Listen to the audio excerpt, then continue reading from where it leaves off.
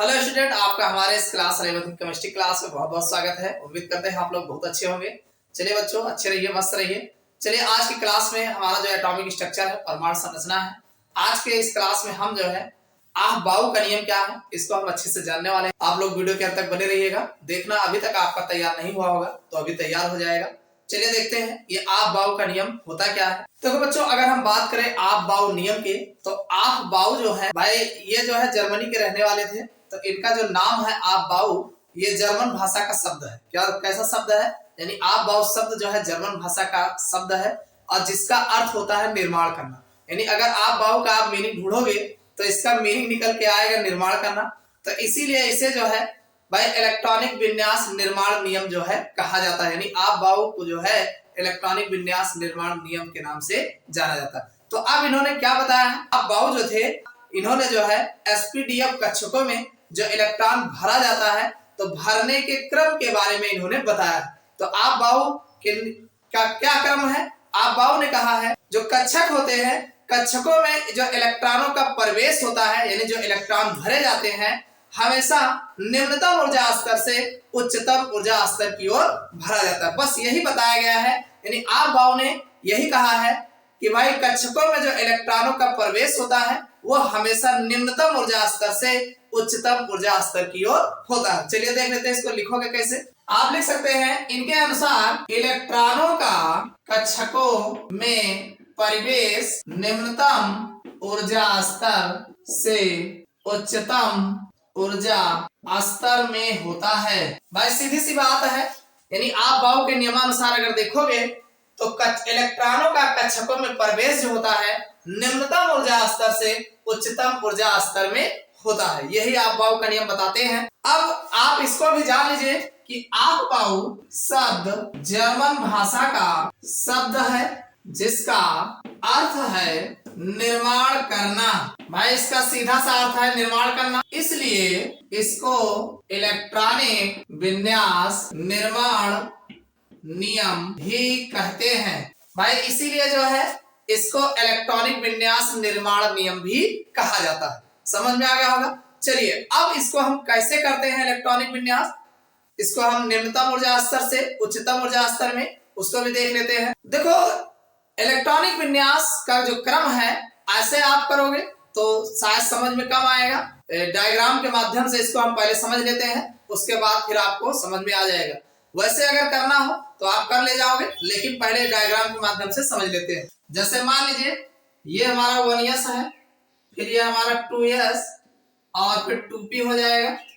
इसी तरीके से 3s 3p हो जाएगा और फिर हम जो है 3d कर लेंगे। फिर हमारा 4s 4p होगा और 4d हो जाएगा और फिर जो है 4f हो जाएगा और फिर 5s 5p हो जाएगा, 5d हो जाएगा और 6s 6p हो जाएगा। इसको आप इस तरीके से मैनेज कर सकते हो। कैसे? इसी तरीके से आपको बनाना है। आप इस तरीके से आप बनाएंगे। आप जो है इसी तरीके से आप इस तरीके से मैनेज आप करेंगे।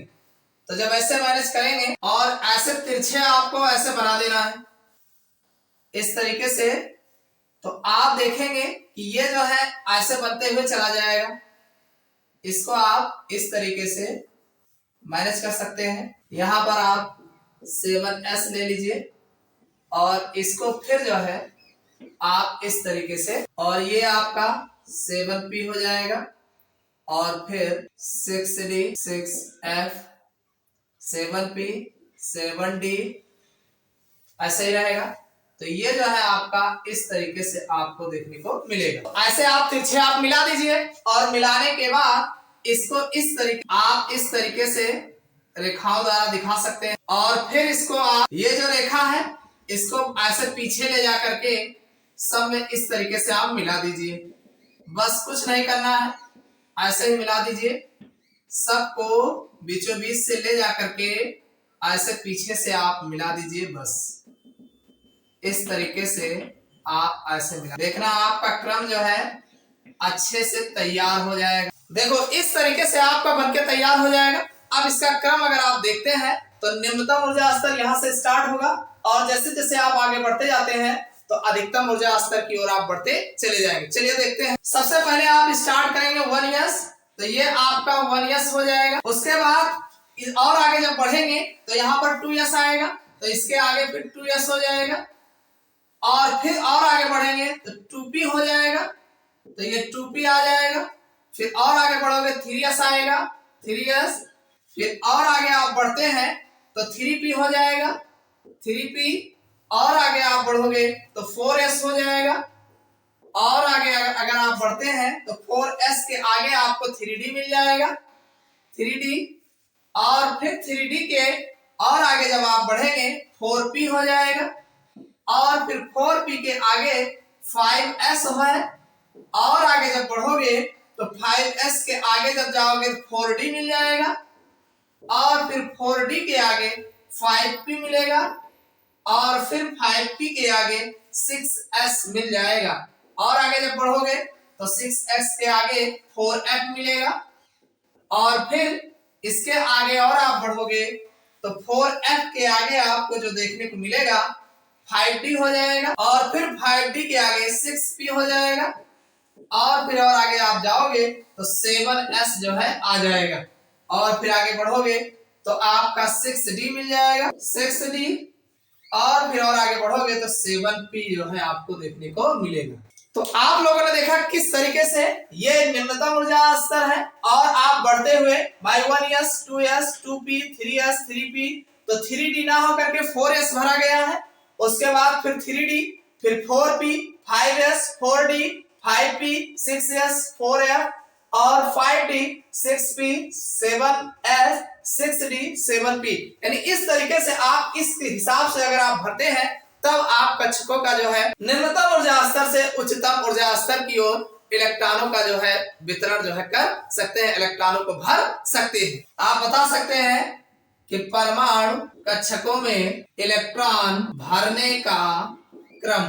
तो समझ में आ गया होगा ये जो आप बाहु का नियम है किस तरीके से कक्षकों का इलेक्ट्रॉनों में प्रवेश जो होता है निम्नतम ऊर्जा स्तर से उच्चतम ऊर्जा स्तर की ओर किया जाता है। कुछ नहीं करना है, आराम से आप इसके हिसाब से बनाओगे। सबसे पहले एक लाइन में यस लिख डालना 1 2 3 4 5 6 7, फिर पी लिख डालना, एक छोड़ कर लिखना, तो ये 2 3 4 5 बाई पी हमेशा 2 से आता है, 2 से लिख डालिएगा। फिर एक और छोड़ करके डी लिख डालना 3 4 5 6 और फिर एफ लिख देना। लिखने के बाद इसको तिरछे जो है ऐसे मिलाइएगा और मिला करके फिर आगे से पीछे ले जा करके मिला दीजिएगा। आराम से आपका जो है ये क्रम जो है बनके तैयार हो जाएगा और फिर इसी को देख करके आप इस तरीके से लिख सकते हैं। तो ये आप बाहु का नियम है। अब इसके कुछ अपवाद हैं, चलिए इनके अपवाद को देख लेते हैं। कौन अपवाद है? तो एक आपको क्रोमियम मिल जाएगा और दूसरा आपका जो है कॉपर मिल जाएगा। तो दोनों के इलेक्ट्रॉनिक विन्यास हम देख लेते हैं। तो चलिए कॉपर का इलेक्ट्रॉनिक कॉन्फ़िगरेशन देख लेते हैं। भाई ये हमारा कॉपर है, कॉपर का आपको पता है 29 होता है। इसका इलेक्ट्रॉनिक विन्यास करते हैं तो 1s square 2s square 2p6 हो जाएगा, फिर हमारा 3s स्क्वायर होगा और 3p6 हो जाएगा। 3d 9 की जगह पे तो 3d 9 नहीं 3d 10 होगा, 4s1 होगा। तो 4s1 में इलेक्ट्रॉन्स कम होंगे तो उसको पहले लिख देंगे, तो यह हमारा 4s1 हो जाएगा।